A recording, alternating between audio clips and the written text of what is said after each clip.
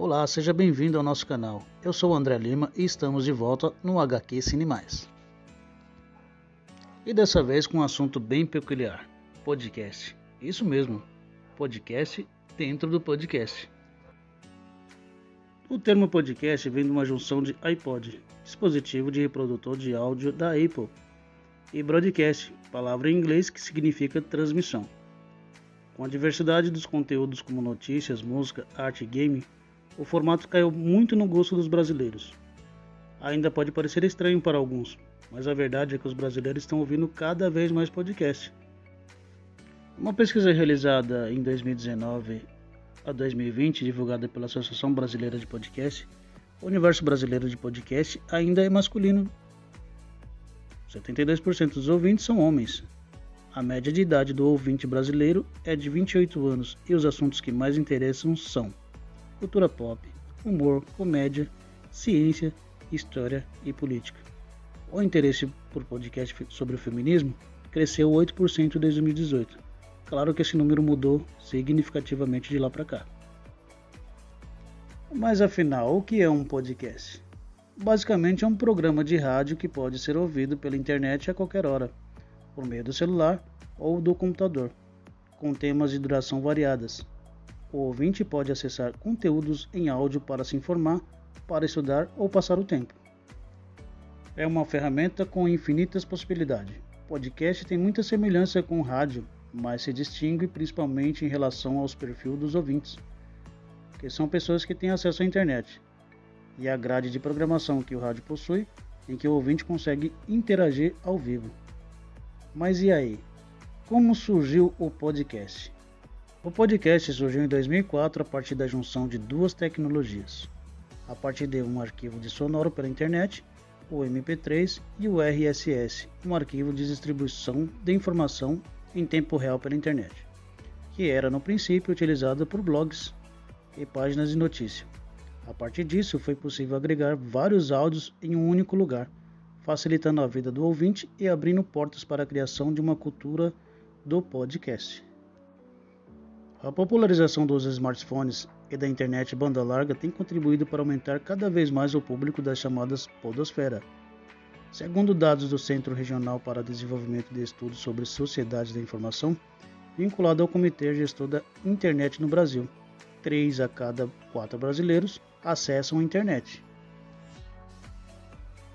A somatória desses eventos é vista de forma muito positiva por muitos, que acreditam que os podcasts podem ser uma ferramenta importante na democratização da informação no país.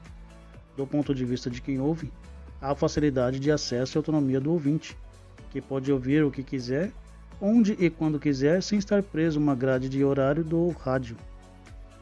Do ponto de vista de quem produz, também pode ser considerada democrática, porque é possível produzir um podcast com um custo muito baixo. Claro que o talento e o conhecimento técnico continuam sendo fundamentais, mas é possível produzir um podcast de filmes, cinemas e afins com um custo praticamente zero.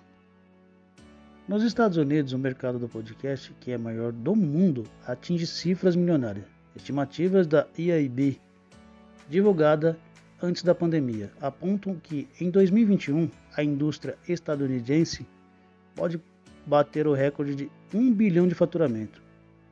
Lá, o mercado é dominado por grades de conglomerados de comunicações. Já no Brasil, o podcast chamou a atenção da mídia comercial, que historicamente domina a comunicação no país, a partir de 2018. Atualmente, é mais comum ouvir falar em podcast nas novelas.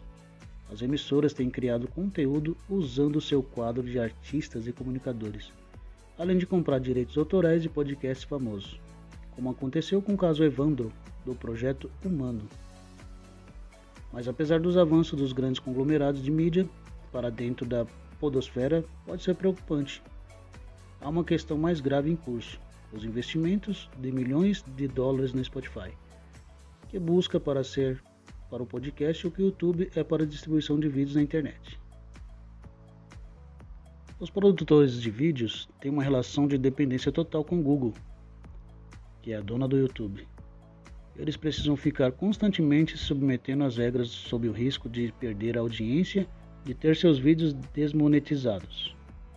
aí perde sua única fonte de renda, já que não existe uma concorrência para o YouTube. A distribuição no podcast no Brasil é realizada de forma descentralizada e existem inúmeros aplicativos para ouvir os programas, e o que possibilita boa parte dos podcasts independentes existam para além da internet e das grandes plataformas. E qual o dia do podcast? O Dia Internacional do Podcast, celebrado em 30 de setembro, é uma campanha de divulgação dos podcasts a nível mundial. A data surgiu nos Estados Unidos da América em 2013 com o objetivo de promover moderno meio de entretenimento e educação que é o podcast.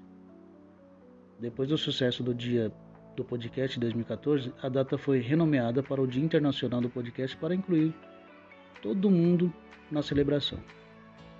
Nesse dia realizam-se variados eventos que desejam divulgar os podcasts e promovem contato entre autores e ouvintes do podcast. É atribuído um prêmio mundial aos podcasts com melhor avaliação, entre outras iniciativas. Isso é bacana, né? Mas e aí, você sabe como foi promovido o Dia do Podcast no Brasil? O primeiro podcast brasileiro foi o Digital Minds, criado pelo programador Danilo Medeiros em 2004. Ele falava sobre tecnologia. O intuito na época era diferenciar o blog dele dos demais. Seguindo este marco, surgiram outros programas que reforçaram a ideia de podcasts foram difundidos ao termo. Em 2005 ocorreu uma conferência brasileira de podcast, o Podcom Brasil, e ela constitui-se nas necessidades de uma associação. Então, no dia 13 de maio de 2006, foi fundada a ABPod, Associação Brasileira de Podcast, com o objetivo de coordenar, orientar e representar locutores, produtores, comentaristas, divulgadores do podcast brasileiro. No decorrer dos anos, houve um crescimento exponencial desse tipo de programa. E de acordo com uma matéria publicada no site da Associação Nacional de Jornais, atualmente há mais de 2.000 podcasts ativos no país. Olha que legal, né? De acordo com o blog Hurum It, a publicidade em podcast é uma tendência e o mercado está crescendo, com os usuários mensais aumentando de 21% a 24% ano após ano. Além disso, sua audiência é mais propensa a entender as mensagens, fazer compras e possui um público cativo, que tende a ouvir maior parte dos episódios baixados. E é isso aí, gente. A gente vai ficando por aqui com mais um podcast HQ Cine Mais. E aí, gostou do nosso conteúdo? Então dá aquela força pra gente, curta, comenta, compartilha e para você que ainda não é inscrito, se inscreva, fique atento ao nosso canal. Em breve estaremos de volta com mais conteúdos aqui no HQ Cine Mais.